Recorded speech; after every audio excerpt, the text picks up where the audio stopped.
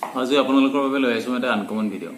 আপোনালোকে দেখিছে মোৰ কেমেৰা গৈ আছে এটা বেলেগ ৰাস্তাত, জংঘলৰ মাজে মাজে গৈ আছে। গতিকে আপোনালোকে হয়তো দেখিছে যে জংঘলৰ মাজত মই কি বিচাৰি আছোঁ। হয়তো বহুতে ভাবিছে জংঘলৰ মাজত কি বিচাৰি আছে। আপোনালোকক মই দেখুৱাব গৈ আছোঁ যে জংঘলৰ মাজত মই এটা খাদ্য বিচাৰি আছোঁ। দেখিছে আপোনালোকে কচু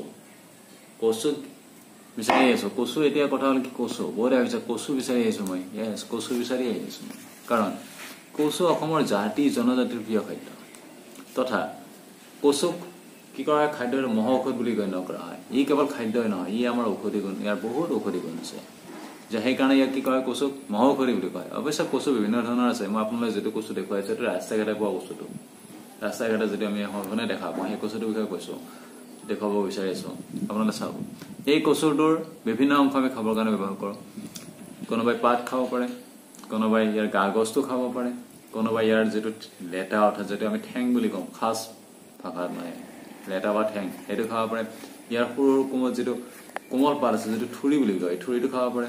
অৰ্থাৎ আপুনি এই কচু গছৰ আপুনি গোটেই অংশই খাব পাৰে, কেৱল শিপাটোক বাদ দিয়ে। আনকি ইয়াৰ শিপাৰ তলত যিটো মানে এই কচু যিটো মানে পেটা হয়, পেটাটো খাব পাৰে।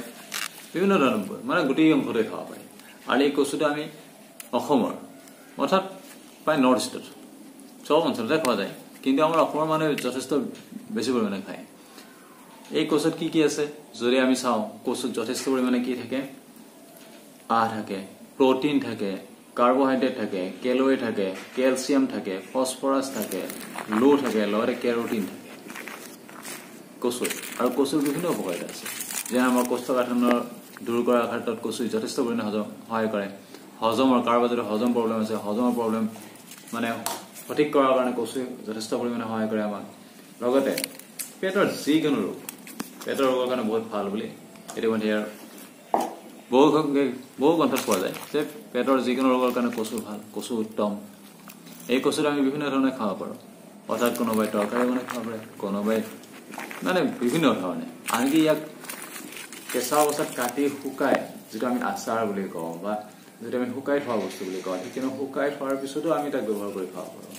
কোনো সময় ভালদৰে শুকালো বস্তুটো ৰ'দত, শুকোৱাৰ পিছত কি কৰিলোঁ, কোনো এটা মানে বতাহ সোমাব নোৱাৰা এটা পাত্ৰত ভৰাই সুন্দৰকৈ ৰাখি দিলোঁ। যেতিয়াই প্ৰয়োজন হয় তেতিয়া তাৰ পৰা উলিয়ালো আৰু বনালোঁ, খাই দিলোঁ।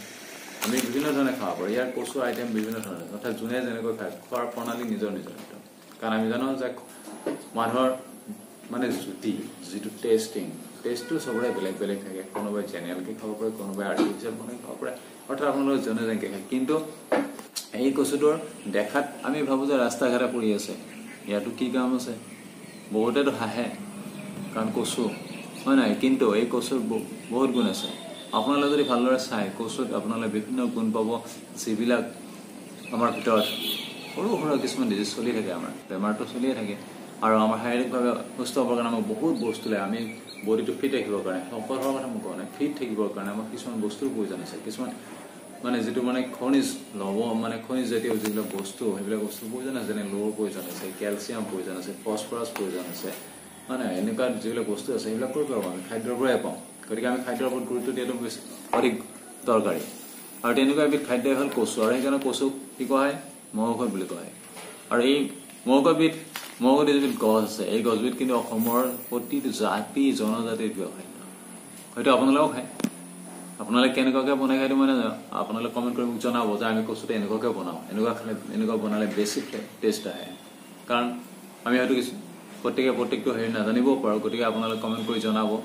আশা কৰোঁ আপোনালোকে ভিডিঅ'টো চাই ভাল পালে, বা মই যিখিনি কথা ক'লোঁ হয়তো আপোনালোকে ভাল পালে। যদি ভাল পাইছে তেনেহ'লে লাইক কৰিব, শ্বেয়াৰ কৰিব, কমেণ্ট কৰিব। লগতে মোৰ চেনেলটো যিসকলে এতিয়ালৈকে ছাবস্ক্ৰাইব কৰা নাই তেওঁলোকে ছাবস্ক্ৰাইব কৰিব, বা আপোনালোকে শ্বেয়াৰটো আগুৱাই থাকিব, মানে ভিডিঅ'টোবোৰ শ্বেয়াৰ কৰি থাকিব। লগতে আপোনালোকৰ যাতে এনেকুৱা শ্বেয়াৰ কৰিব যাতে ভিডিঅ'বোৰ আগলৈ গৈ থাকে, আৰু এনেকুৱা নতুন নতুন ভিডিঅ' বনোৱাৰ কাৰণে আপোনালোকৰ পৰা মই কি কওঁ, উৎসাহ পাই থাকোঁ। ধন্যবাদ, থেংক ইউ।